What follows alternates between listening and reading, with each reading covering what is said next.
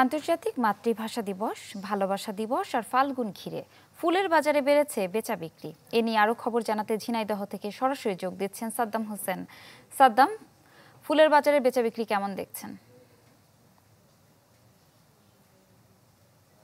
আসলে রাত পহলেই পয়লা ফাল্গুন ও বিশ্ব ভালোবাসা দিবস।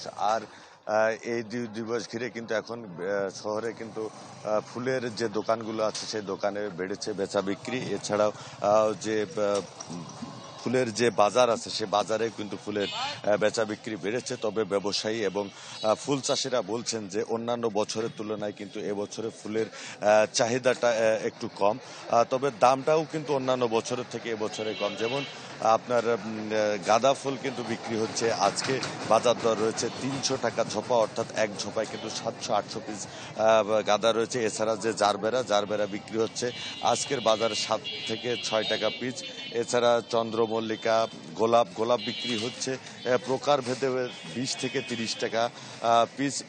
তো আসলে ফুলের যে চাহিদা সেই চাহিদার তুলনায় কিন্তু দামটা যথেষ্ট নয় বলছেন কৃষকরা।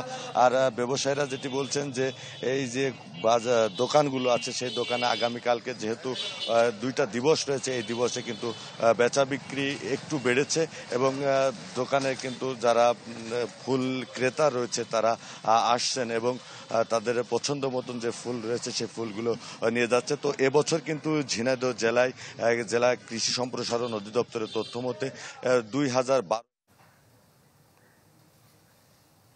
সাদ্দাম, ধন্যবাদ আপনাকে। দর্শক, ঝিনাইদহ থেকে সরাসরি যুক্ত ছিলাম।